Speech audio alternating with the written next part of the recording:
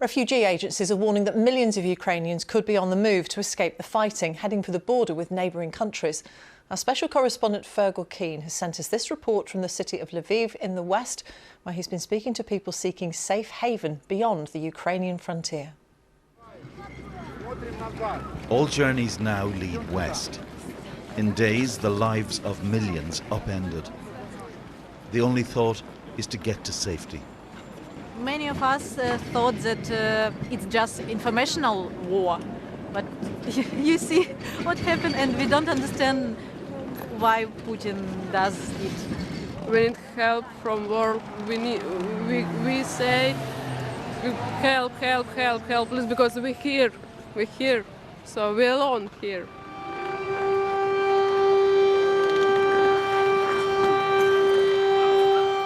And the sound they're having to learn to live with.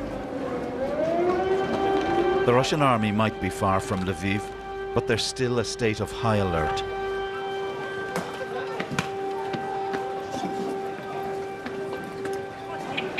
The sound triggered a panic attack for this woman.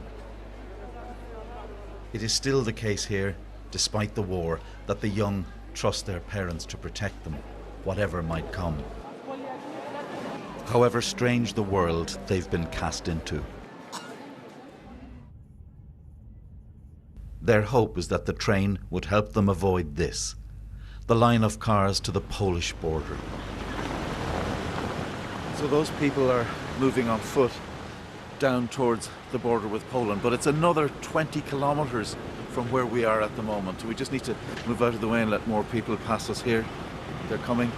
And constant procession of people. However they arrive at the border, this slow shuffle out of the lives they knew is what awaits. Back at Lviv station, word that a train to Poland will leave in half an hour. But there would only be one this afternoon, and so many desperate to escape. This train is going now towards Dnipropetrovsk, which is in the east. No good to the people who are standing around me who want to get west as fast as they can, away from what they fear will be the advance of the Russians. And there are thousands of people along this platform. Can any train possibly take the number of people who are here? It seems very, very doubtful. There's an air of desperation. It's quiet desperation, but no less real for that.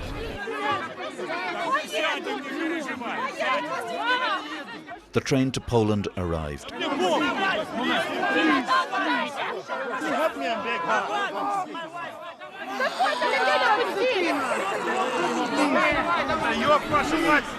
This is hard to credit, to believe in the Europe of 2022. People are just crushing all around me, trying to get onto these trains.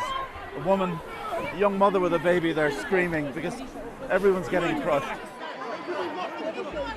This is not the result of any accident. It was created by Mr. Putin's deliberate choice. And it is they who must carry the burden. Fergal Keane, BBC News, Lviv. Well, most of those in Fergal's report are heading for Poland, where reception centres have been set up along the 330-mile border with Ukraine.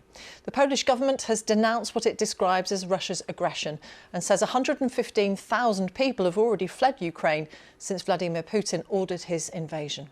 Our Europe correspondent Mark Lowen reports now from the Polish side of the Poland-Ukraine border.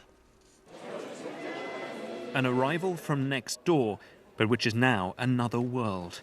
The overnight train from Kiev pulled into eastern Poland today, carrying Europe's neighbours seeking safety from Russia's bombs. It took us 52 hours to get here. Katerina Leontieva and her daughter came from Kharkiv in eastern Ukraine as the missiles rained down on her city. How did it feel having to leave your home? I don't know yet. Like tears are just coming, you know. I think I didn't feel anything then, and then I'm starting to realize. Yeah, but I hope it's just a short time trip and we will be back soon. The 19th century train station at Przemysl is now a modern refugee reception centre.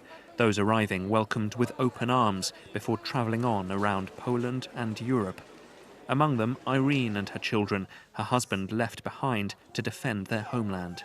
They want to stay there to fight because they're heroes. How do you feel about your husband being there now? I'm afraid, but we believe that everything will be all right. We want to return soon, and we are praying for them. Poland has become a vital lifeline in and out of Ukraine, welcoming those fleeing and sending ammunition and supplies back to those who are remaining.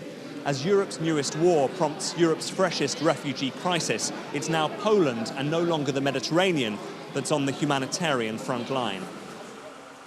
For Irene and her family, another journey now starts on to relatives in Italy. Homes, people, livelihoods are being uprooted.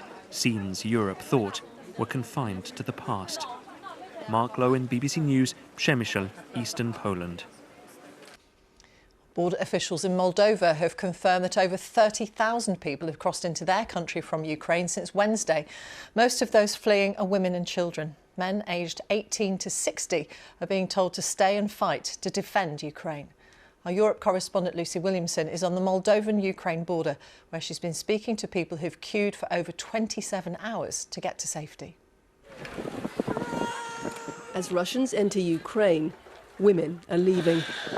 The last 10 miles before the Moldovan border is a queue of wives and mothers, scattered with foreign students, the only men allowed to leave. I meet Anna on the Moldovan side as she struggled to repack her car for the next stage of her journey. 6-year-old Yeva keeps her toys close. She had to leave her father and grandfather behind. The tears come as Anna tells me about leaving their men in the southern city of Odessa, waiting for the Russians to come.